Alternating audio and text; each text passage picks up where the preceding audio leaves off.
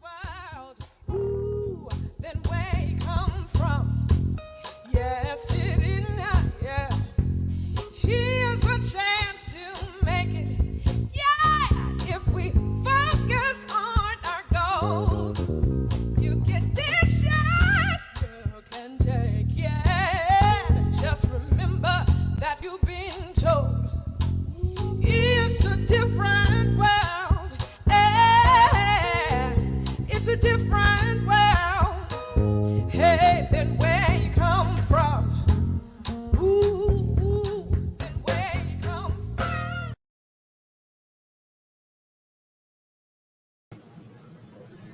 Good evening, and welcome once again to the We Rise podcast brought to you by the Urban League of Greater Miami, and I'm your host, Willard Fair. Sorry we are a little late, but we're waiting on our guest, and I assume that he is caught in traffic, but until he gets here, we'll move on, and if he doesn't get here, we'll still move on. I'm still on cloud 9, 10, 11, 12, 15 from last week. Normally, when the program ends, I go about my business getting ready for the next day. But last week was outstanding for me. What an experience for me to have an hour of time with a Black woman who was 100 years old. What an experience for me to understand clearly that she embodied all of the principles that we talk about.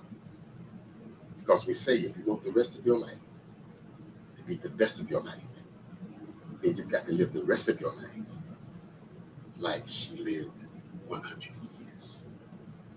We talk about how bad things were. She lived it. We talk about not having 3 meals a day. She experienced it. We talked about mean white people who do distasteful things to us. She experienced it. Yet, as I re-watched what I had experienced a week later, there was no bitterness, there was no hostility of any sort, there was no sorrowfulness that it was my fault, I should have done this, they could not have done that. Had they done this, I would not be where I am today. But she still was very positive about her life. And the common thread that ran through the whole segment was she still believed that at the end of the day, she could control her life. That she did not have to give in, that she did not have to acquiesce, that her destiny would be determined by the decisions that she made, not by the things that they did. So that was a great experience. That was a great experience to understand that you can survive. You must survive. That the ability to can or must rests more with your decisions, your behavior, your attitude, your fortitude, as opposed to what they think or might even do to you. So I wish that every Black person who believes that they're in the predicament that they're in simply because of the fact that there's something called institutionalized racism, or there's something called wokeism, that is somebody else's fault, that if they just liked us better, if they just would pretend that we were human, then things would be better. Things would not be what they are. My Mother Chambers was living proof that yes, you can give all of those things that kind of consideration, but at the end of the day, it still boils down to what are you going to do. pointed out very clearly that she grew up in a household where there was no father. But the common glue that held them together was a mother who was prepared to make all of the sacrifices necessary to keep her family together. So there is living evidence, for she is proof that you can survive in a one family environment, that you can be something 100 years later, not having all of the trappings that are afforded to all of us who come out of a certain kind of environment. So she's living proof that if you do what you've got to do, then things can be better. And when you do that, then you're able to transgress all other circumstances in your life. She talked about how she lost her lunch and how it was found, but she was so embarrassed to claim it. But she managed that situation like any other human being can manage that situation. So embarrassment is not a new emotion. The challenge is, how do you manage it? And while she would not claim her lunch, she went back later on and got the lunch out of the trash can. It said to me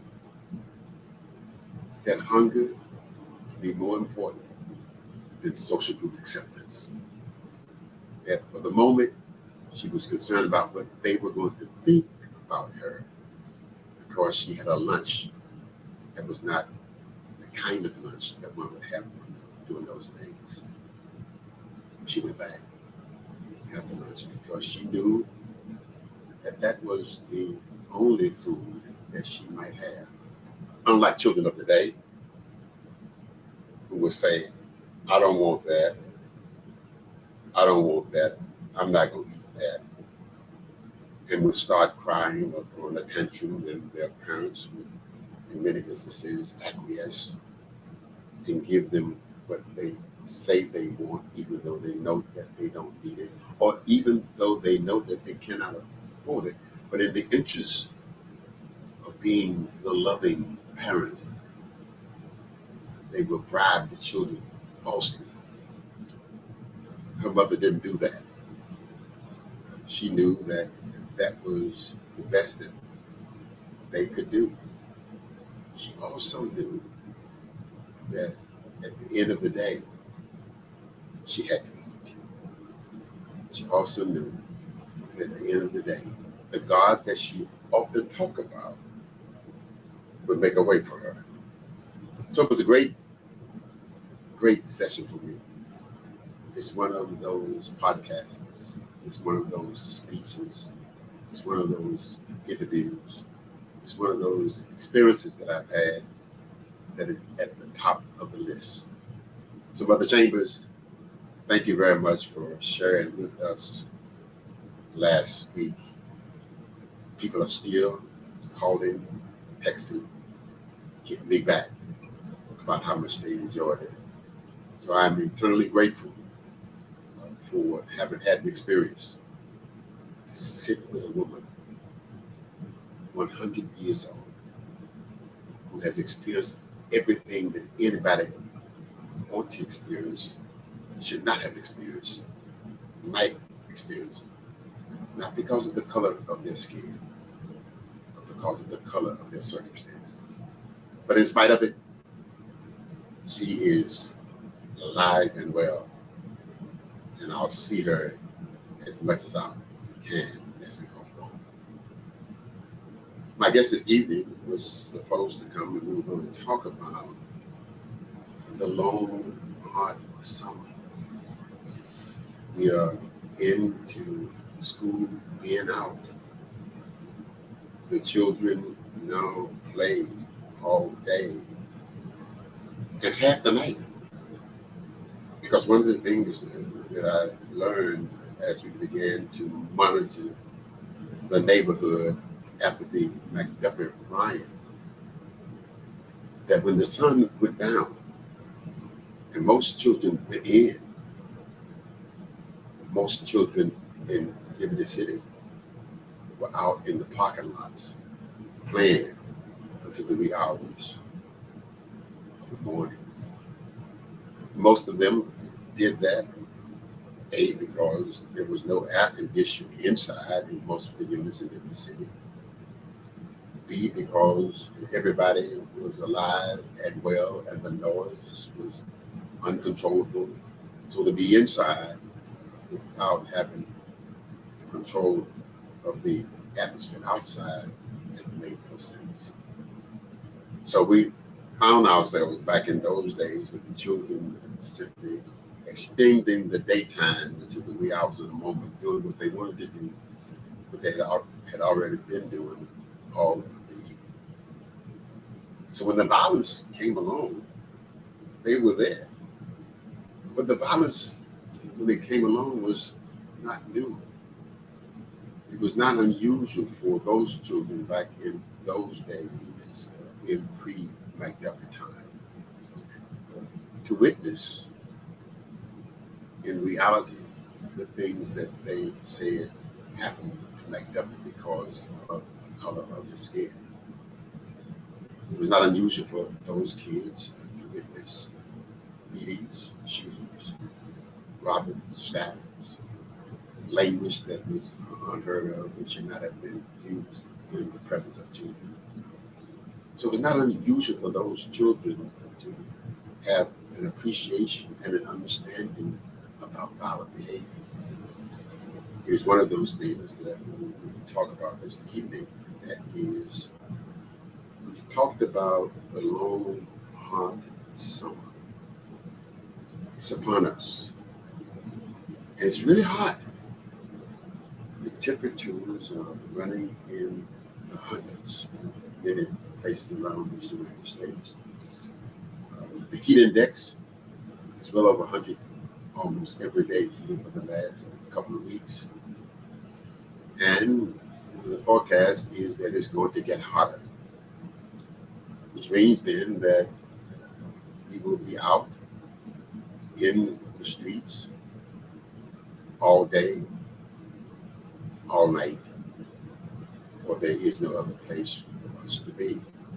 Certainly there will be an attempt on behalf of Parks and Recreation, on behalf of the school system, on behalf of those institutions who have the wherewithal and the concern to create some kind of environment that will accommodate the children and the families who need some outlets during this hot period.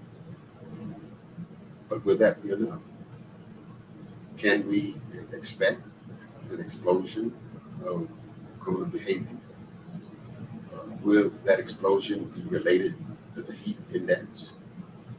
Will it be related to the fact that there will not be enough, quote unquote, recreational out of school activities for the children? I don't think so. I think that we can readily assume that we will have our portion of violent behavior, because violent behavior is common behavior in our community. The thing that's always disturbing is that when someone kills somebody in a store in Buffalo, it makes 60 Minutes. It makes all of the news channels. When there is an unforgivable atrocity in Texas, where children and school teachers are murdered by an 18-year-old, then we spend all of the time remorsing, and appropriately so, consoling those who were the family members of those who were victims of this tragedy. And that is appropriate. But we shift from Buffalo, we shift from Texas, and we go to Chicago, and we see that every week every week, not once every other week, not once every other month. But I've been watching the rolling list of individuals who have been killed in Chicago. It's up to over 200 kids, young people, women, men, old, crippled, you name it. But it's black on black murder. So one of the things I wanted to talk about this evening with Mr. Spikes was, why is it that there is no outrage when we kill each other, but we go berserk? We want to pass gun laws.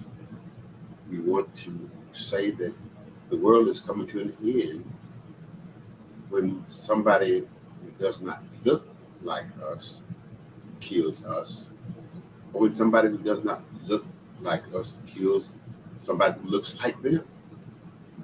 Why is it that there is no outrage?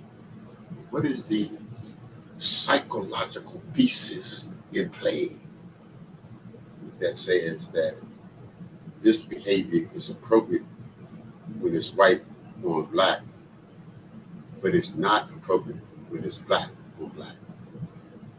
Why are we so removed with our emotions that we get bent out of the shape, want to pass gun laws, want to, quote unquote, challenge all of our amendments given to us by the Declaration of Independence? Why is it that none of these discussions take place when it happens in Chicago, when it's black on black crime? Why is it that our black elected officials, the Congress of Racial Equality, and all of those others who represent us in Washington don't call for gun laws, new restrictions on how you can get access to them? Why is it that we don't have that kind of outrage by us when we do it to us? I suggest to you that one of the reasons why is that there is no political reward for doing it. I suggest to you that many black elected officials get outraged when someone else kills us, because then it allows them to manipulate and profit off of this whole thing called racism. I suggest to you that they ignore us when we kill us because they have concluded that if they condemn us for killing us, then they are no longer black. Part of what I wanted to talk to Mr. Spikes about this evening was, is there a new set of behaviors and attitudes that are supposed to be used to define who you are versus the color of your skin? Can I simply be human? Can I simply say that bad is bad, no matter who is the committer of that bad act? Can I be a person who has a set of values and principles like Mother Chambers, which says I would not compromise them in the name of being popular, in the name of being accepted and liked by my friends? That I would call it the way it should be called, so that the children do not grow up with a dual set of principles and values and expectations about what is good and what is bad. Because when things were colored, when Mother Chambers was growing up in Alabama, and when this 82-year-old colored man was growing up in Winston-Salem, North Carolina, the principles that defined it and embraced good behavior were universal. Bad was bad, not based on skin color. Good was good, not based on educational achievement. But all of our behavior was housed in created something called a set of golden rules that the community simply believed, good, bad, or indifferent, good, bad, or indifferent, that thou shalt not steal. And I can't remember anybody in my neighborhood, in Mother Chambers' neighborhood, would be embraced and protected and not condemned if they stole. Now we have all kinds of contraptions that protect us. We have burglar alarm systems. We have cameras that watch us. We have doors that will lock when we say close the door, lock the door. But when Mother Chambers was growing up, and when this 82-year-old colored man was growing up, we just simply closed the door and went about your business. Because the neighbor was the police. The rule, the value of the community was that thou shalt not steal. So what has happened to us? Where is these 13 churches in my village talking about principles and values that are grounded in the same kind of religiosity that Mother Chambers talked about? Should we not have, as we get prepared for this long hot summer, something in all 13 of the churches in the village called Vacation Bible School? I read what Bay County Public Schools is going to be doing to bridge the achievement gap that has been caused by the pandemic. I read what they're going to be doing in Broward.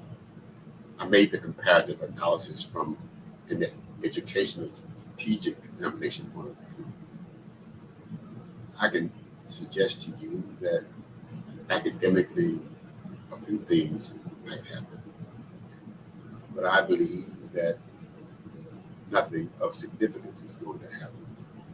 And I do believe that until there is a renaissance of expectations by the appropriate institutions, primarily the church, which talks about the role of the church with the children during the summer, then no significant things are going to happen. So one of the things I wanted to talk to Mr. Spikes about this evening was, does affirming youth have within its arsenal of things to do a piece that reaches out and embraces and challenges the 13 churches in the community to begin to speak to the whole issue of morality, the whole issue of appropriate and inappropriate behavior, grounded in something that Mother Chambers talks about, which is the Holy Scripture, not grounded in some expectations called social, cultural expectations. I think unless we have that kind of discussion come this summer, then the fire is going to be hot. What is it that we expect the schools to do that are different during the summer? Or maybe the summer ought to be entirely different. What would happen that if during the summer we did things that built on behavior, things that built on values, things that allowed children to understand the importance of sharing and giving, things that prepare the children to have the strength that they need in order to not give in to the pressures of, quote unquote, going to school and live this city. What if we spent the whole summer talking about morality, talking about values, talking about goodness, talking about things that heal the moral fabric that becomes the ground for happiness. How do we expect the children to ever get beyond where they are going if we continue to do what we did for the past 9 months in school with a quote unquote salt and dosage for the next couple of months out of school? What should be uniquely different during this summertime that prepares us to be more effective come return to school? I can remember that when I was growing up, when things were colored and we rode in the back of the bus and we drank out of the white colored fountain when white folks were not looking, and out of the colored fountain when everybody else was looking. I can remember that our summers had very little to do with education in a formal sense. Our summers had everything to do with preparing us to move to the next stages of development. When I was 13, I got my first job during the summer. Worked on the ice truck. Not because I needed the money, but my parents told me that I needed to learn the value of work. So what if we had, as part of our summer program, a program that puts all of the young people, teenagers in the city in a on-the-job training kind of experience for the summer?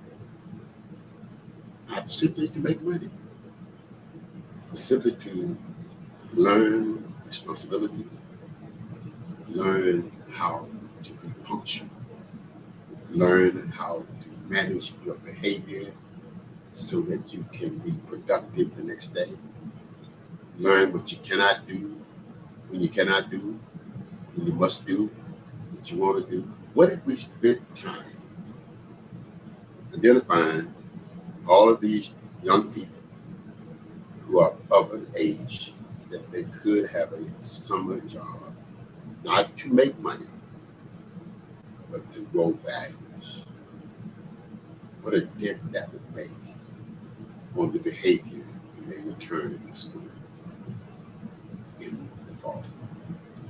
What if we spent time creating in the village as many family-focused activities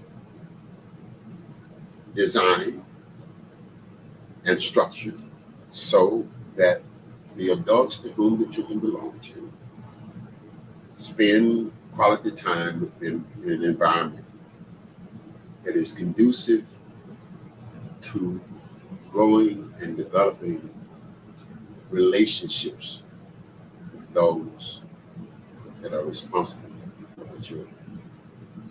What if we made it part of the summer program that every weekend there would be a major trip to one of the parks in this community, where there would be picnics and games, and the admission would be the adults and the children that they are responsible for? I can suggest to you that when things were colored, that's what we did. I can suggest to you that as an 82-year-old colored man, I can remember vividly as it was yesterday the experiences that I and my playmates had during the summer when we were not old enough to work. We went to Camp Civitan, where we learned how to camp out. But the experience was to teach us how to survive off nature. The experience was to teach us how to survive away from our adults. The experience was to teach us how to develop good habits as it relates to being away from our parents. That was great. And I can remember as we got to be teenagers, every church doing the 4th of July, for example, All of the children were put on the backs of trucks, big trucks, with straw in them for our chairs. And we would go over to Greensboro, North Carolina, which is 21 miles away, which had the only swimming pool in Greensboro versus Winston-Salem. But we would go. And that was an outing. But the permission for being able to go was good behavior on behalf of the children who wanted to go. Yeah, they bribed us. Yeah, but in so doing, we learned about how to be good. And in so doing, learning how to be good and being rewarded for being good, I woke up and I was good. And I forgot how I became good. Because the adults had a plan. Do our adults have a plan today?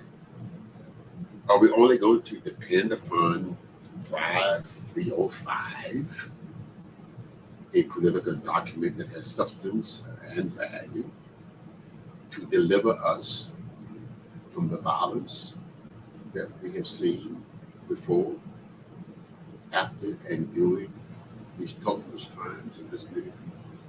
Or are we going to say clearly that this is good for all of the right political reasons, but at the end of the day, there's not a campaign of simply common people to whom the children belong to, and things are not going to get better. So one of the things that we're going to be doing throughout the summer is simply talking and challenging institutions, fraternities, sororities, lodges, longshoremen, everybody, to figure out a way to say consistently to the children that we love you. To figure out a way to say consistently to the children that we love you, and because we love you, this is what we expect you to do and be.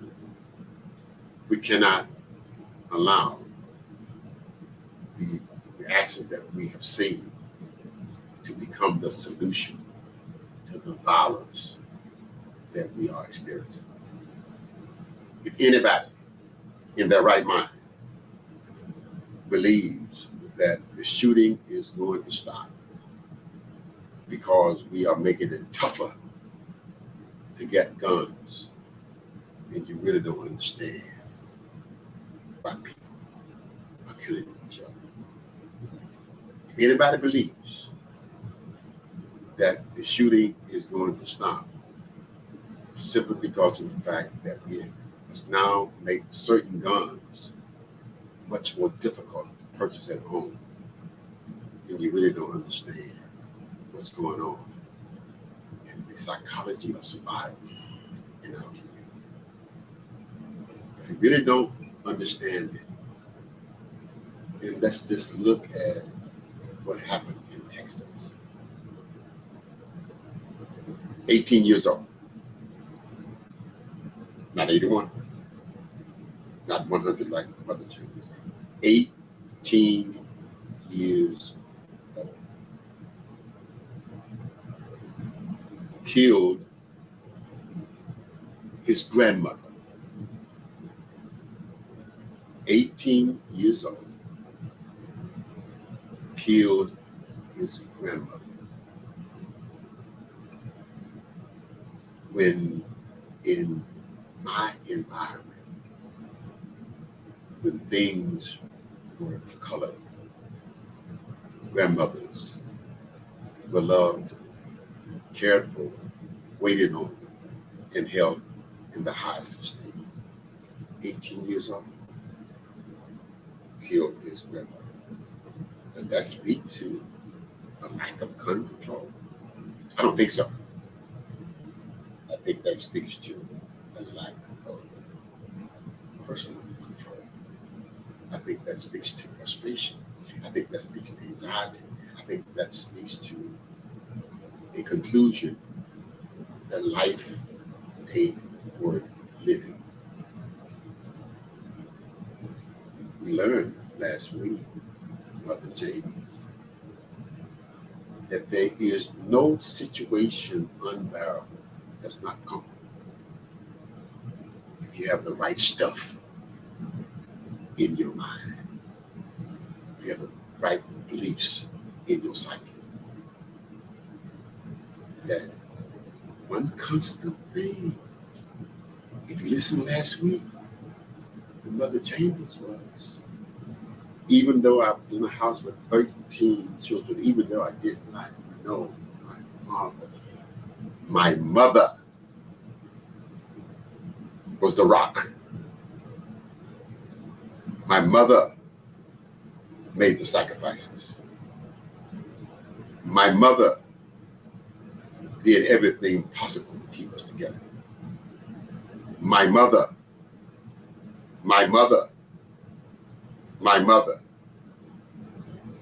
takes us, according to what we have learned. This perpetrator, his mother, was nowhere to be found. That's why he's been raised by his grandmother. His mother, according to the most recent information, had her own set of problems as a woman and had discarded, it appears, her child to the living of her mother, 18 years old, been raised by your grandmother, abandoned by a mother. I suggest to you that that does not create love and affection. It creates anger and anger and anger and anger and anger. And what we do know is that when that anger is created, if there's nobody in place to massage it, to make it go away, then investors and investors and investors, and it explodes. So it explodes not because of the absence of a gun law. It explodes not because the child is bad. It explodes because the environment in which the child is in and trying to survive in is not conducive to any human being surviving. So until we focus on these real causes as to why the children today are violent more so today than yesterday, and until we stop creating these false things that are more about being politically correct than saving the future of children, then what we've seen in Dallas, what we've seen in Texas, what we've seen in terms of violence is going to escalate. Because the perpetrators in Chicago every weekend, and the perpetrator in Buffalo, and the perpetrator in Texas, and the list begins to quote unquote grow each weekend, is going to get larger and larger and larger. Not because of racism, not because of anything except the fact that children have not been made human. You see, you can be born. That's why we say when you're born, you only have the potential to become human. It is how you are raised. It is the environment in which you grow up in, sleep in, and play in, and how you navigate that, and what are the circumstances that prohibit you from doing it positively. They get in the way, that make it a negative experience. So poverty is not new. Coming from broken families, not new. Being the victim of racism is not new. Having a mother who is strung out on drugs, who cuts you off to your grandmother, is not new. What is new is the inability for those of us who are on watch to manage it, understand it, and correct it. What is new is that we keep pointing the finger elsewhere when the finger should be pointed in-house. What is new is that we allow other folks to use these incidents for their own political gain, not for our self-survival. So the folks who are talking about this violence in our community, who are attributing that to the fact that there's something called systemic racism, that's crazy. Because if that was the case, then we should have had this way back when things were colored, when it was real. You could cut the racism with a knife. You could see it, you could feel it. Nobody had to hide it. So if anybody who wants to suggest to me that it's because of racism, no way. It's because of the fact that we're not raising children the way they should be raised in order to be able to survive this thing called life in 2022.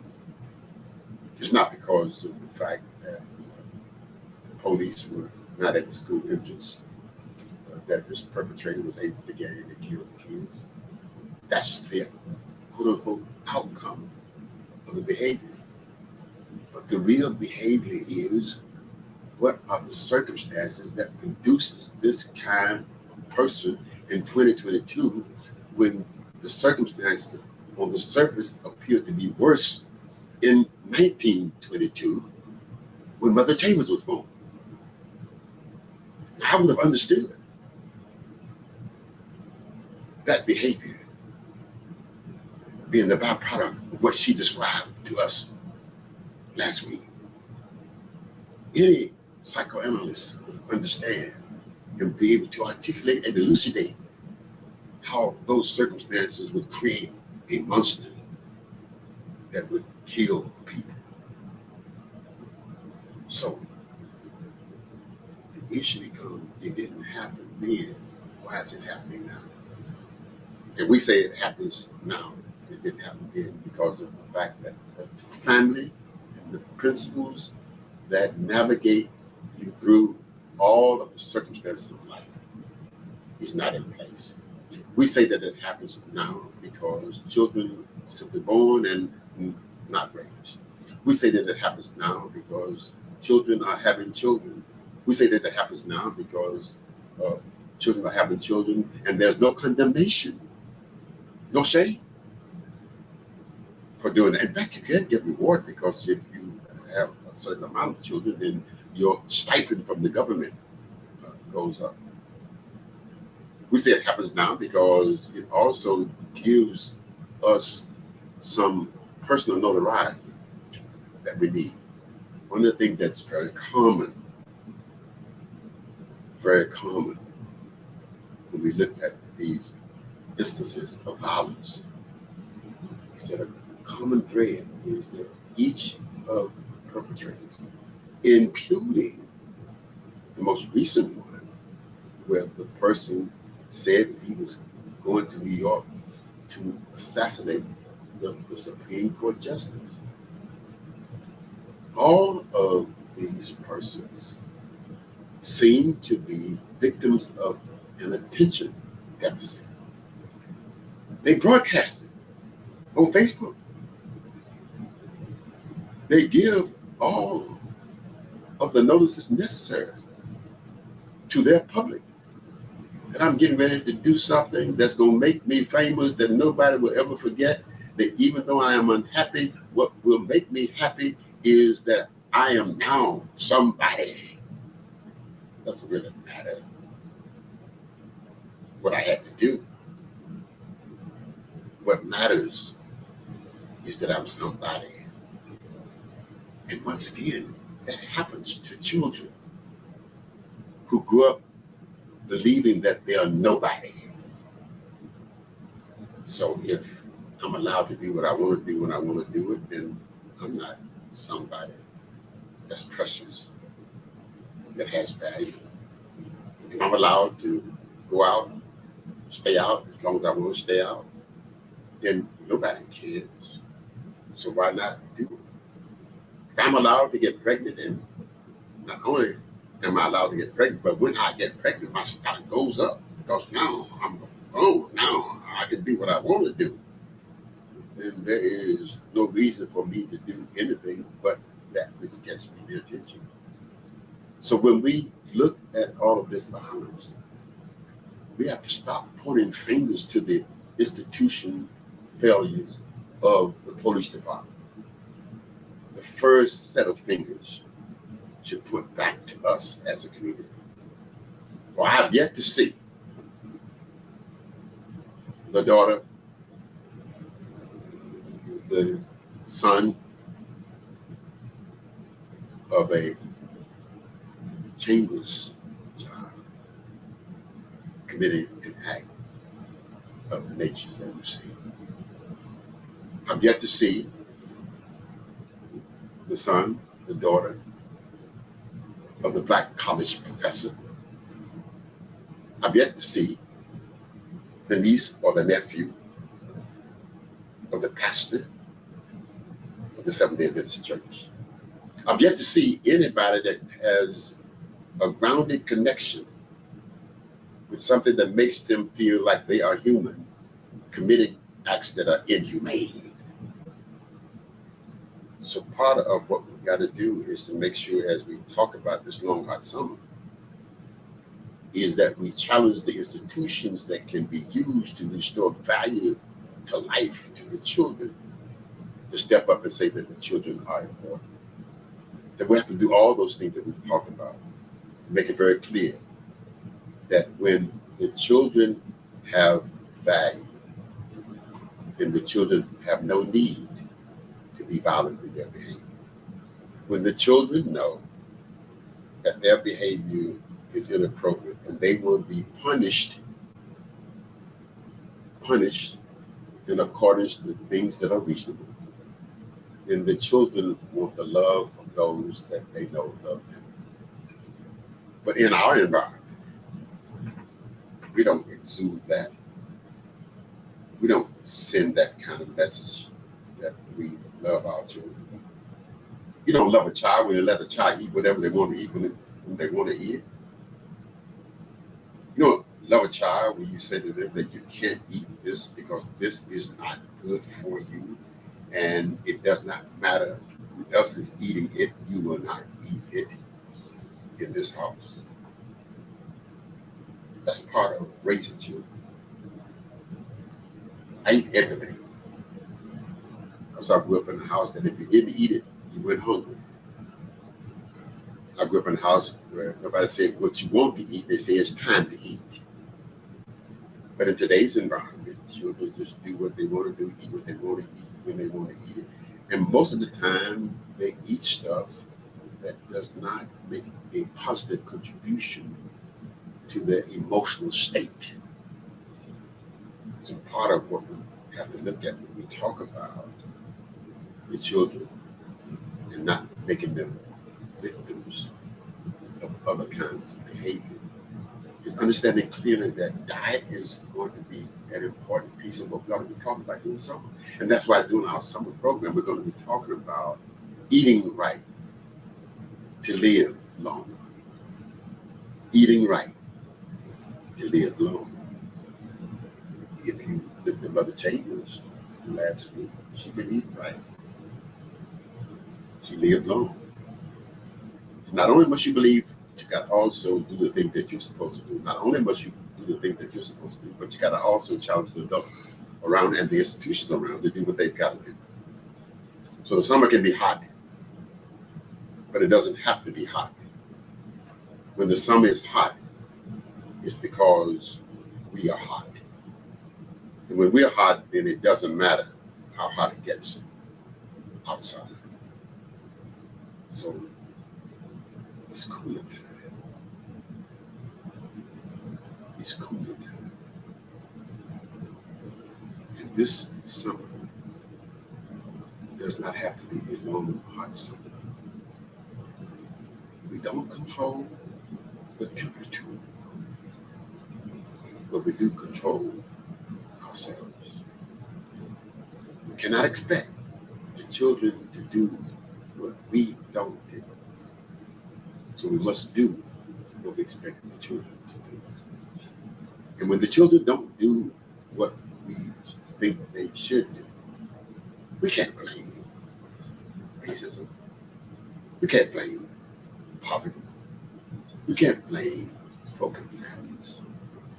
We can't blame anything except the refusal of the adults to whom the children belong to do what they're supposed to do in order to make sure that the children do not have the pain of yesterday.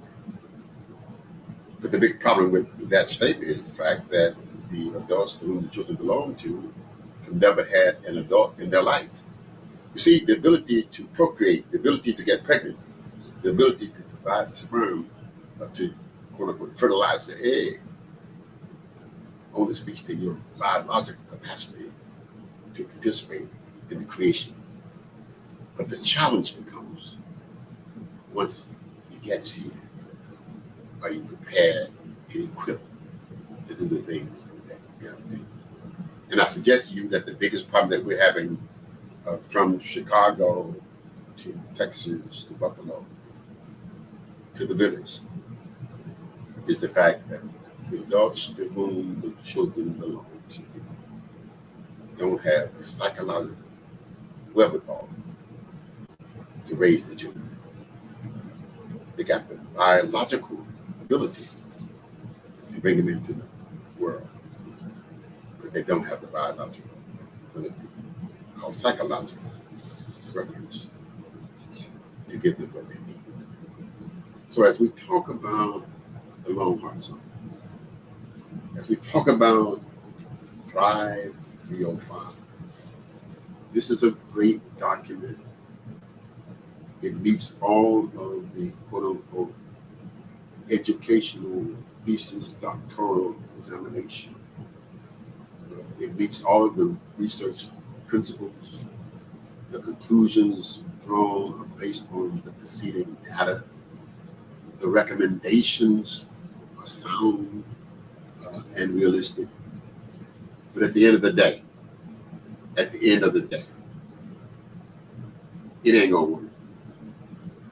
At the end of the day, until we deal with the emotional realities of being abandoned by those who brought you into the world, then the violence is going to continue. The violence is going to continue as long as you are made a celebrity by being violent and not being condemned because you are violent. But as long as we continue to send a message to the children that you are expected to be violent because they are racist, since they are racist, then you can be violent. In fact, if you don't be violent and they are racist, then something is wrong with you. So rather than something to be wrong with you, just be violent. And then everybody is happy. It's not going to work. It's not going to work. Why is it that we have to be violent? Because they say we are violent. Why must we continue to do the things that we continue to do that are not in our best interest simply because it is permissible? And the excuse can always be it's because they are racist. I suggest to you that we have seen the evidence. Most recently, we're going to see more and more of it going forward. It has nothing to do with racism, real or imaginary. It has nothing to do with the color of your skin. It has everything to do with how you are nurtured, how you are raised, what are the expectations and the beliefs of the adults to whom you belong to. And if that's not true, then Mother Chambers should not have been able to reach her 100 years. If that is not true, then violence as we see it today, we should have seen it. We should have seen it when things were real. We should have seen it things were not imaginary. When someone could simply kill you because of the color of your skin, and there would be no remorse, there would be no riot, there would be no arrest if they were white. But that didn't happen because our parents understood how to raise their children in those circumstances. So when I see these violent acts, I look at the profile of the individual. And there is the common thread that I've talked to you about. Whether it's black, white, Hispanic, Jew, Catholic, it doesn't matter. When children are brought into the world and are allowed to become whatever the environment makes them, then no one should be surprised that they cannot manage as they get older. When children are brought into an environment where circumstances are manipulated against them in order for others to profit from that manipulation, then no one should be surprised. But we should be outraged at the response. We should absolutely be outraged. We should not sit by silently and allow those who are in power to say that the way we're going to prevent violence in the schools is that we're going to lock down the schools and we're going to place an armed person at the only point of interest. We're going to do all of these material things that are related to being a military, militia in the community. And that we're going to make sure that we lock them down and make them unsafe. So I didn't have Mr. Spikes with me tonight. There was another monologue about violence in the city. But I suggest to you that I'm living evidence that everything I said to you works. Because I've never been inside of a police car. I've never been abused. And I know the reasons why. And that is because, in spite of the circumstances, my mama loved me like Mother Chambers' mother did her. See you next week.